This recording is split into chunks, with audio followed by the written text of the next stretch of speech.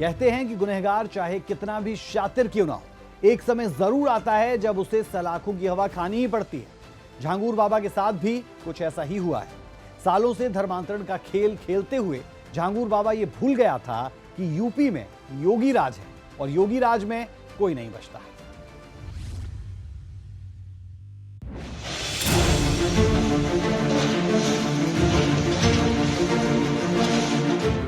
अभी समाज विरोधी और राष्ट्र विरोधी कार्रवाई में लिप्त तत्वों के खिलाफ कैसे कार्रवाई हो रही है। कल बलरामपुर में आपने देखा होगा, एक जल्लाद को हम लोगों ने वहां पे भी गिरफ्तार किया है।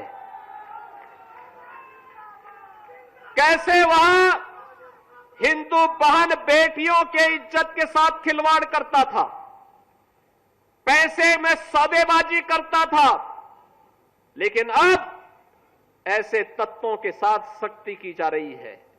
हम समाज को भी टूटने नहीं देंगे, राष्ट्र विरोधी और समाज विरोधी तत्वों को भी चकनाचूर करके रहेंगे और धरती माता के स्वास्थ्य की रक्षा भी करेंगे, मां की स्मृतियों को भी जीवंत बनाएंगे।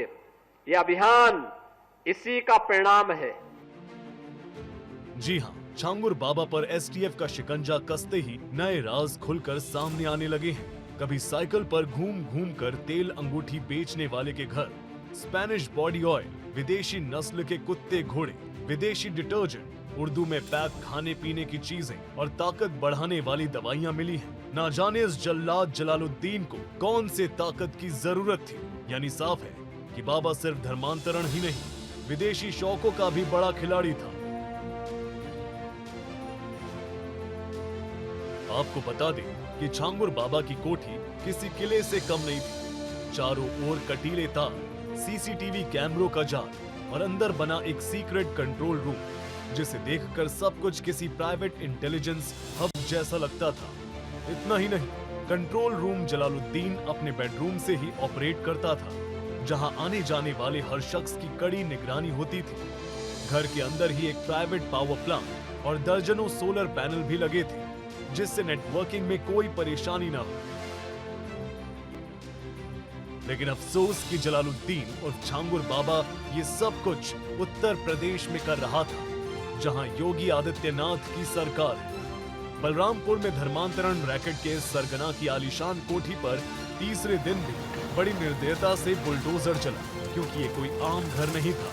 सरकारी जमीन पर बना एक ऐसा महल था जो किसी फिल्मी विलेन के अड्डे से कम नहीं था, जहां याशी के सभी साजो सामान मौजूद थे।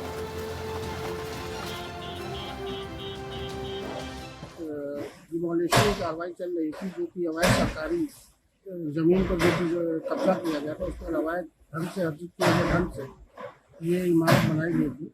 इसका कल उसको डिमोलिशन की कार्रवाई शुरू हुई थी। आज भी डिमोलिशन कार्रवाई चल रही है और इसमें वैसे ही पुलिस फोर्स और जिला प्रशासन की टीमें लगी हुई हैं और जितने भी हमारे इक्विपमेंट हैं, 8 लगभग जेसीबी है, ये सभी लगाई गई हैं और लगातार कार्रवाई चल रही है।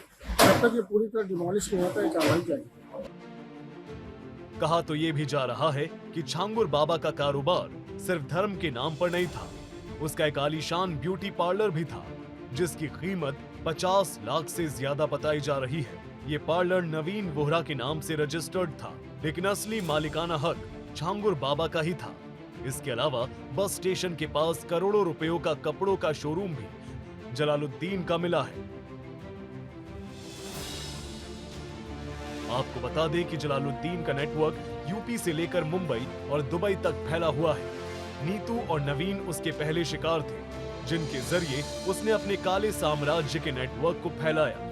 अब एटीएस उसकी फाइनेंशियल डीलिंग्स की जांच कर रही है, जिससे आने वाले समय में और भी कई राज से पर्दा उठेगा। झांगुर बाबा पर पहले से ही गैर जमानती वारंट था और 50,000 का इनाम भी।